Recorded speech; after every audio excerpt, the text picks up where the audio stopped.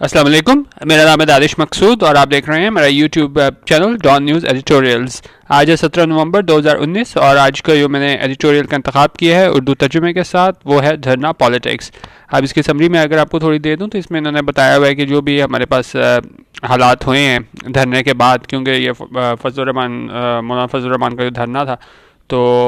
उसकी वजह से क्या असरात पड़े हुकूमत पे, क्या असरात पड़े, और जबकि अब वो प्लान बी पे आ गए हैं, क्योंकि पहले तो उनका ये था कि तब तक वहाँ से उठेंगे नहीं जब तक ये इस्तीफ़ा नहीं ले लेते इमरान खान से, तो अब प्लान बी पे आ गए हैं। तो वो उन्होंने बताया है कि क्या इसकी हिस्ट्री रही है पाकिस्तान में धरने की और क्या इसके असरात होंगे। जो लेटेस्ट जो हमारे पास एपिसोड चल रही है इस हवाले से स्टार्ट करते हैं। ये कहते हैं the latest episode of dharna politics this country has witnessed may or may not have a sting in its tail. उनका लेटेस्ट एपिसोड, क्योंकि जाहिर है अब ये बात हो गई है कि जब तक आपने कोई अपनी बात ही मनवानी, धरना अब नहीं करेंगे तो तब तक कोई आपकी बात नहीं मानेगा। तो ये उस वाले से बता रहे हैं कि लेटेस्ट एपिसोड, क्योंकि पहले भी धरने हुए हैं, इमरान खान की जानिब से भी धरना दिया गया था, अब्दुल ताहिर कादरी की जानिब से भी था, तो उन्होंने कहा ये लेटेस्ट एपिसोड है कि लेटेस्ट हमारे पास धरना है वो क्या हुआ है। उसने कहा latest episode of Dharna Politics this country has witnessed may or may not have a sting in its tail। उन्होंने कहा इसमें क्या है, may or may not have a sting in its tail। sting in its tail ये होता है कोई एक बहुत अच्छी स्टोरी या वाक्य कोई अच्छा बड़ा चल रहा हो लेकिन उसका जो एंड है वो कोई डिसअपॉइंटिंग हो काफ़ी, तो उसमें हम वो कहते हैं कि जी जिसने ये मैंने सेंटेंस भी लिखा था आपको समझाने के लिए कि the movie began as a sweet romantic love story but ending was an unexpected sting in the tail. तो अब इन्हें कह रहा है इसमें अब ये पता नहीं इसमें एंड में होता है कि नहीं, इसका अंजाम क्या होता है, क्योंकि एक तरह से तो देखें उनको बैकफुट पे जाना पड़ा है मौलाना को। ठीक है, after all Maulana Fazl Rehman plan B which entails JUIF supporters blocking several major arteries all over the countries. अब इसमें क्या है कि मौलाना फजल रहमान का प्लान बी है विच इंटेल्स क्या होता है, जो इन्वॉल्व होता है, जो इसमें शामिल होता है। सिमिलर में हमारे पास होता है necessitate, make necessary, involve something as necessary or inevitable part of consequence या और situation which entails considerable risk, यानी उसमें शामिल होते हैं। उन्होंने कहा अब इसमें क्या है, जो प्लान बी है उसमें क्या चीज़ शामिल है कि वो JUIF के जो सपोर्टर्स हैं वो ब्लॉक कर रहे हैं, मेजर हमने देखा होगा जो शाहराहें सड़कें वो ब्लॉक कर रहे हैं, तो इसको हम कह सकते हैं series of mini dharnas as it were, क्योंकि अब ये थोड़े उसमें बट के जिस तरह पहले तो एक मेन इस्लामाबाद पे इन्होंने कब्जा किया हुआ था, तो अब क्या है series of mini dharnas as it were continues to be in play. उन्होंने कहा वो अभी भी धरना दिए बैठे हैं, आप इसको मिनी धरनाज कह सकते हैं, keeping alive the potential for violent confrontation. और अभी भी मतलब हम ये नहीं कह सकते कि कुछ तो वो हुआ है कि जब इस्लामाबाद में पूरे थे तब काफ़ी ज़्यादा ख़तरा था कि जी कॉन्फ्रंटेशन वगैरह हो सकती है, इनकी लॉ इन्फोर्समेंट एजेंसीज के साथ कॉन्फ्रंटेशन हो सकती है, हाथापाई हो सकती है। तो अब यहाँ पे कह रहे हैं कि ठीक है वो बट गए हैं, टुकड़ों में बट गए हैं, मिनी धरनाज आप उनको कह लें, लेकिन अभी भी हम ये वो नहीं कर सकते कि जी इनकी वॉयलेंट कॉन्फ्रंटेशन ना हो। However there is a whiff of a face saving exercise about it all. Whiff क्या होता है हमारे पास, स्लाइट साइन ऑफ समथिंग, कोई चीज़ का साइन हो, और फेस सेविंग क्या होता है, the definition of face saving is something done to try to lessen embarrassment. अगर जब आपको कोई शर्मिंदगी हो, आप कोई ऐसा काम करो जिससे क्या हो वो शर्मिंदगी कम हो जाए, और to make oneself look better, और या आपने आपको कोई बेहतर दिखाओ इन अ सिचुएशन, किस सिचुएशन में किस हालत में where a person is embarrassed और मेड टू लुक बैड, उनका जहाँ आपको काफ़ी शर्मिंदगी का सामना हो, लेकिन अगर वहाँ पर अगर आप कोई काम करो तो उस सिचुएशन को कंट्रोल करने के लिए, तो हम कहते हैं कि वो क्या है, वो फेस सेविंग एक्सरसाइज है। तो उन्होंने कहा यहाँ पे भी हमें क्या नज़र आ रहा है, साइन हमें नज़र आ रहा है, यहाँ पे फेस सेविंग का भी नज़र आ रहा है, क्योंकि ये तो शुरू से ही पता था कि भाई इसने इस्तीफ़ा देना नहीं है, तो यहाँ पे और अपोजिशन ने भी मुकम्मल तौर पे साथ नहीं दिया था, तो यहाँ पे इनको क्या करना पड़ा है, अपनी फेस सेविंग एक्सरसाइज करनी पड़ी है, यानी शर्मिंदगी से, ताकि मुकम्मल शर्मिंदगी से बचा जा सके। And the PTI government despite it's crunch travels हमारे पास होता है, you can refer to unpleasant hard work or difficult problems as travail। ठीक है, वहाँ पे जो है PTI गवर्नमेंट जो है वहाँ पे काफ़ी मस्ट बी इनॉर्मसली रिलीव्ड, यानी क्या है उसने सुख का सांस लिया होगा। The optics of tens of thousands of protesters camped out in center of Islamabad had clearly given it the jitters। और optics क्या होते हैं हमारे पास, the word optic has been used in politics for many years meaning appearance or perception, के मतलब जहाँ ये हो चुका था कि जब ये यहाँ पे लोग आ गए थे इस्लामाबाद में, तो सिर्फ यहाँ पे कि इतने ज़्यादा लोग सिर्फ ये वो करना हम इसको आप क्या कह सकते हैं, तसव्वुर करना कि जी इतने tens of thousand of protesters हैं वहाँ पे, वो इस्लामाबाद में इतनी देर बैठे रहें, बहुत देर, जिस तरह अगर इमरान खान के धरने से भी हम इसे कंपेयर करें तो वो भी काफ़ी महीने चला था। तो यहाँ पे अगर सिर्फ उसको हम परसीव करें कि भाई वो इतनी देर अगर बैठते तो क्या had clearly given it the jitters, given it the jitters, इसमें क्या होता है हमारे पास मुहावरे का मतलब टू मेक समवन नर्वस और फ्राइटेंड, आप किसी को खौफजदा कर दो ना, नर्वस कर दो, तो उसको हम कहते हैं कि given it the jitters, come away from that cliff edge, you are giving me the jitters. तो इसने क्या किया कि वहाँ पे सिर्फ ये तसव्वुर था कि यहाँ इतनी देर वहाँ पे इस्लामाबाद में लोग धरना दे के बैठे रहेंगे, तो इस वजह से हुकूमत को काफ़ी इस बात ने नर्वस कर दिया था। While the dispersed sit ins currently under way do not so far pose a similar challenge, और उन्होंने कहा अब ये डिस्पर्स हो चुका है सिटेंस, क्योंकि पहले एक जगह पे थे अब मुख्तलिफ जगह पे हो गए हैं, तो डिस्पर्स होता है फैले हुए मुख्तलिफ जगहों पे, तो डिस्पर्स सिटेंस करंटली अंडर वे, यहाँ पे मुख्तलिफ जगहों पे बैठे हुए हैं, do not so far pose a similar challenge, वो उसी तरह का चैलेंज नहीं दे रहे जहाँ एक साथ लोग गैदरिंग बहुत बड़ी हो, जहाँ मीडिया की कवरेज जो वहाँ दिखा रहे हो कितने ज़्यादा लोग हैं, तो ज़ाहिर है उसका ज़्यादा इंपैक्ट पड़ता है, बजाय इसके कि छोटे छोटे टोलियों की शक्ल में लोग अलग अलग जमा हों, उसको अगर मीडिया कवरेज करे तो बिल्कुल फ़र्क होता है। तो यहीं पर कह रहे हैं कि ये पीछे गवर्नमेंट के लिए बड़ा सुख का सांस होगा कि अब ये टोलियों में बट गए हैं। In fact if they peter out हमारे पास क्या होता है, to tire exhaust, usually used as a past participle, I am petered out after that walk, उन्होंने कहा आप बहुत थक जाओ, और उन्होंने कहा अब अगर ये लोग थक गए, क्योंकि ज़ाहिर इनको काफ़ी देर हो गई हुई है, ये ज़्यादातर ये मदरसे से लोग इनके आए हुए हैं, तो वहाँ भी उन्होंने कहा however if they peter out the Maulana's undoubtedly considerable skill at maintaining his political relevance will be surely tested। उन्होंने कहा अगर तो ये लोग थकना शुरू हो गए तो क्या होगा, तो इनकी वफादारी हैं, लॉयल्टीज़ हैं किसकी जानिब, इस पार्टीज ट्रेडिशनल किधर गया, अनडाउटेडली कंसिडरेबल स्किल, तो उनकी जो स्किल है कि मेंटेनिंग इज पॉलिटिकल रेलेवेंस, क्योंकि अब धरने से ये तो साबित करने की मौलाना कोशिश कर रही है कि ठीक है मैं अपनी बाई जगह से सीट हार भी गया था, फिर भी मेरी जो पाकिस्तान में है एक वो पॉलिटिकल रेलेवेंस है, इतने लोग मैं इकट्ठे कर सकता हूँ। तो उन्होंने कहा अगर तो ये लोग थकना शुरू हो गए तो यहाँ पे इनकी जो है स्किल, पॉलिटिकल रेलेवेंस, वो जो जिस चीज़ को लेके आगे मौलाना बड़े थे कि भाई देखो मेरी अभी भी से है पार्लियामेंट में, बेशक मैं उसका हिस्सा नहीं हूँ फिर भी, लेकिन जो है मेरी एक अहमियत है, तो उन्होंने कहा वो सीरियसली टेस्ट होगी अगर वो लोग थकना शुरू हो गए। While the loyalties of his parties traditional constituency the madrasa cohort would likely not waver, उन्होंने कहा जो लॉयल्टीज़ है वफादारियाँ हैं इनकी किसकी, इनकी पार्टी के जो ट्रेडिशनल कॉन्स्टिट्यूएंसी, क्योंकि इनकी एक सारे इनकी अपनी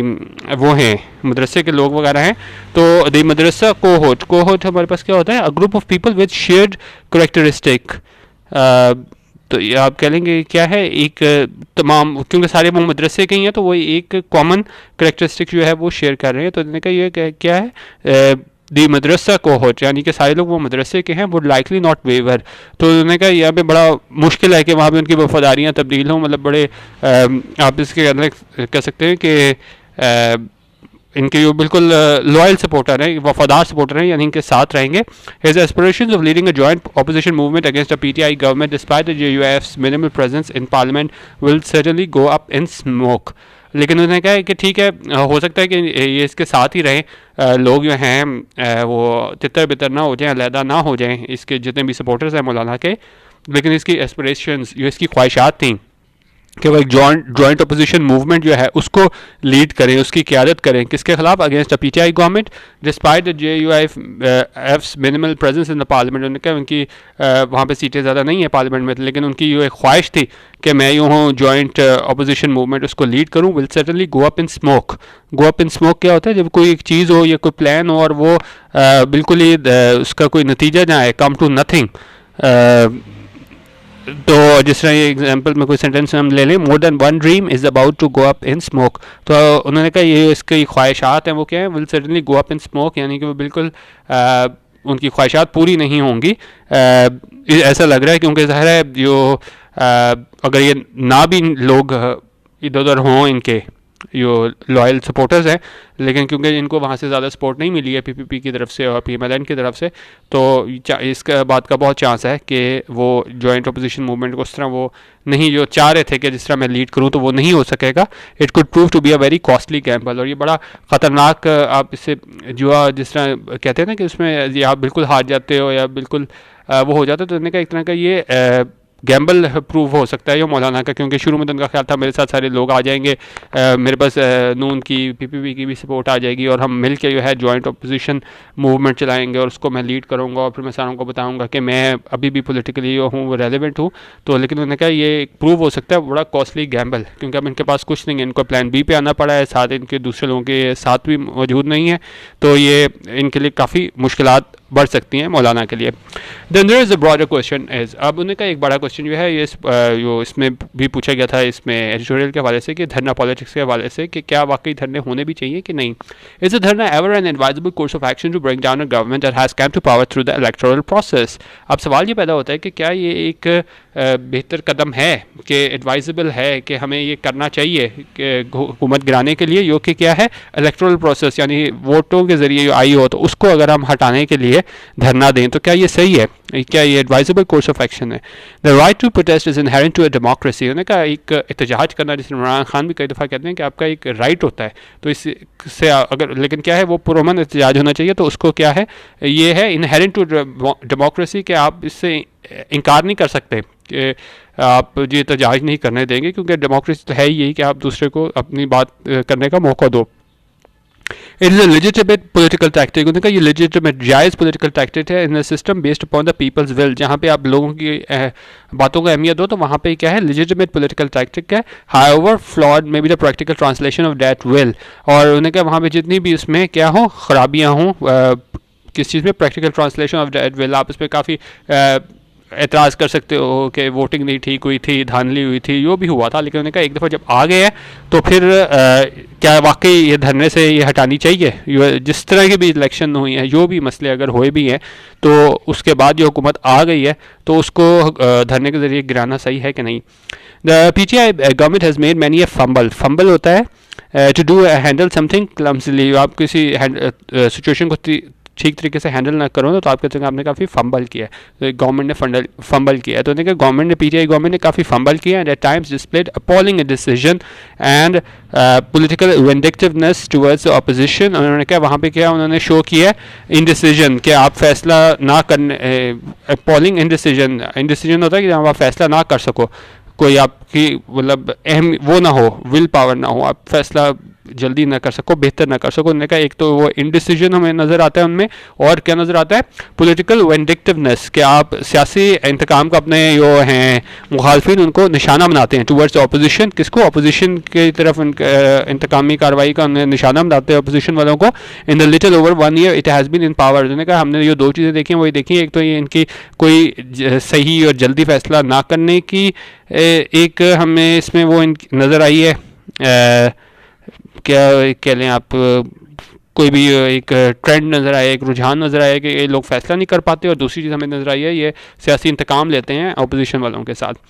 और ये हमें ऐसा नज़र आया है 1 साल में जो इनकी हुकूमत आई है उसमें ये नज़र आया है। It is also often been an obstructionist and dictatorial government, और इन्हें एक तरह से हमें ये क्या डिक्टेटोरियल गवर्नमेंट कहने को तो ये वोटों के जरिए आई है, लेकिन हमें क्या नज़र आती है डिक्टेटोरियल गवर्नमेंट नज़र आती है, preferring to rule by a fiat rather than by a consensus of other parties in parliament. और ये क्या प्रेफर करती है कि रूल बाय फियाट, वहाँ पे ये होता है कि an arbitrary decree or pronouncement specially by person or group of persons having absolute authority to enforce it. और जिस तरह एग्जांपल हम देखने the king rule by fiat, ठीक है। तो अब होना तो ये चाहिए कि जी आप सारे कंसेंसस के साथ जाओ, लेकिन आप कोई जिस तरह आप डिक्टेटोरियल गवर्नमेंट में रूल करते हो उस तरह अगर आप करो रादर देन बाय कंसेंसस, यानी कि मिलजुल करने के बजाय अगर किसी एक शख्सी जो है एक शख्स की बुनियाद पे, एक शख्सी फैसलों की बुनियाद पे हुकूमत चलाओ rather than by consensus of other parties in the parliament, तो वो बात करें कि वो इस तरह ये हुकूमत चला रहे हैं, कंसेंसस से नहीं चला रहे, एक बंदे की बात करके आगे ये हुकूमत चला रहे हैं। Nevertheless the government has come in through the power of the vote, उन्होंने कहा फिर भी जो भी अब हालात हैं, अब आ गई है हुकूमत तो क्या है वो वोटों के ज़रिए आई है, should not be brought down, और उसे नहीं गिराना चाहिए, यानी उसको वो हुकूमत उसकी ख़त्म नहीं करनी चाहिए थ्रू स्ट्रीट एजिटेशन। उन्होंने कहा आप वहाँ पे जलाओ गिराओ की सियासत करके उनकी जो है उनको नहीं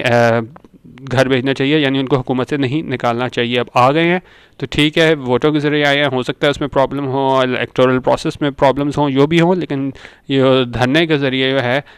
हुकूमत को गिराना सही नहीं है। Boisterous opposition can strengthen the system. Boisterous होता है हमारे पास नॉइजी, एनर्जेटिक एंड चेयरफुल, यानी ग्रुप सिमिलर आया था लाइवली, एक्टिव, एनिमेटेड, यानी कि ज़ाहिर है जो वो बोल सके पार्लियामेंट में, बिल्कुल इसका एक्टिव रोल हो, पैसिव रोल ना हो। तो उन्होंने कहा वो अपोजिशन जो है वो स्ट्रेंथन करके सिस्टम को, वो बताए कि जो भी मसले वगैरह हैं हुकूमत को बताए, but it must know where to draw the line. लेकिन उसे ये पता होना चाहिए where to draw the line, कि आपकी लिमिट क्या है, उससे आप क्रॉस ना करो। Not doing so can play into the hands of those that do not respect the will of the people. और अगर ये नहीं करेंगे तो ये आप उन लोगों के हाथों में खेल रहे होंगे जो नहीं चाहते कि that do not respect the will of the people, यानी कि जो विल ऑफ द पीपल तो ज़ाहिर है वो आप इलेक्ट्रल प्रोसेस की बात कर रहे हैं, तो वो यानी वो उनको नहीं रिस्पेक्ट करते कि जी ये वोटों के ज़रिए हुकूमत में आए हैं। तो उन्होंने कहा कि आप उनके हाथों में खेल रहे होंगे अगर ये अपनी लाइन क्रॉस करेगी अपोजिशन। तो देखा अपोजिशन बहुत अच्छी बात है कि वो सिफरस होनी चाहिए, एक्टिव होनी चाहिए, लेकिन उनको अपनी लिमिट्स का पता होना चाहिए और वो लिमिट्स क्रॉस नहीं करनी चाहिए। ऑन दिस स्कोर होता है कि सोफा और डैट इज़ कंसर्न, और मतलब on this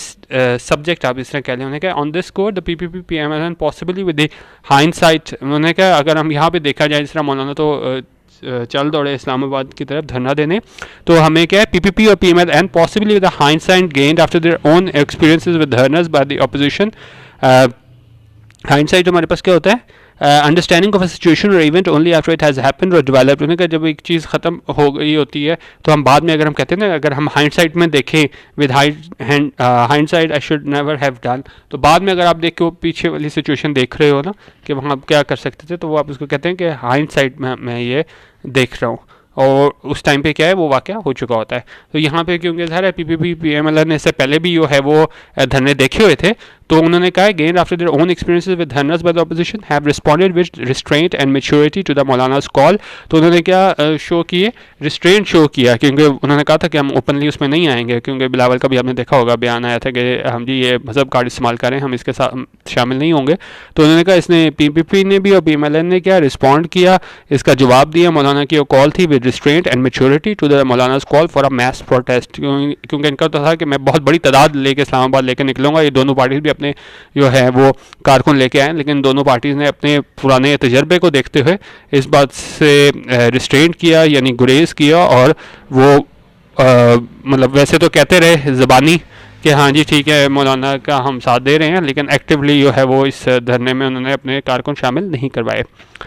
Of course, it was the PTI itself that attempted to overthrow the PMLN government। और उन्होंने कहा ये PTI की गवर्नमेंट ही थी जिसने अटैम्प्ट किया था कि PMLN गवर्नमेंट को ओवरथ्रो करे, उनकी हुकूमत गिराए, with its mammoth sit-in that paralyzed Islamabad for 4 months in 2014। उन्होंने कहा उसकी वजह से क्या हुआ था, 2014 में हमारी ज़िंदगी बिल्कुल मफलूज होकर रह गई थी इस्लामाबाद में। कितनी देर के लिए, 4 महीनों के लिए।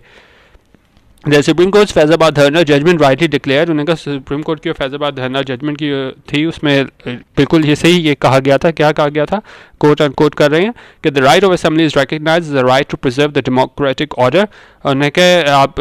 राइट ऑफ असेंबली कि आप जमा हो is recognised as the right to preserve the democratic order, but it can not be used to overthrow a lawful government. उन्होंने कहा लेकिन आप ये धरना दे के जो है वो आप एक लॉफुल गवर्नमेंट को, जो एक इलेक्शन के जरिए हुकूमत आई हो, उसको आप ओवरथ्रोज को आप नहीं गिरा सकते। The political parties must take the battle of the streets, battle of the streets होता है यानी कि स्ट्रीट्स में नहीं आपको लड़ना चाहिए, अपने फैसले वहाँ नहीं होने चाहिए, कहाँ होना चाहिए, and into parliament. The political parties must take their battle of the streets, यानी कि अपनी बजाय इसके कि ये गलियों में और वहाँ पे अपनी एजिटेशन दिखाने के, वहाँ से इनको अपनी बैटल कहाँ लेके आ जानी चाहिए, पार्लियामेंट में लेके आ जानी चाहिए। एंड बोल्स्टर क्या होता है, सपोर्ट और स्ट्रेंथन, और आपको क्या सपोर्ट करनी चाहिए, this country's perennially fragile democracy. Perennially क्या होता है हमारे पास, ये होता है in a way that continues for a long or apparently infinite time permanently. उनका बड़ी देर से होता आ रहा है, तो हमारी बड़ी देर से क्या चीज़ होती आ रही है, डेमोक्रेसी हमारी क्या है, वो फ्रेजाइल। उनका जो इतनी देर से हमारे पास जो फ्रेजाइल होता है, जो ईजिली वल्नरेबल हो, जो टूट जाए और ख़राब हो जाए, यहाँ पे वो बात करें कि हमारे मतलब इतनी पुख्ता नहीं है डेमोक्रेसी, क्योंकि हमने देखा है काफ़ी डिक्टेटरशिप वगैरह भी आ जाती है। तो उन्होंने कहा इसमें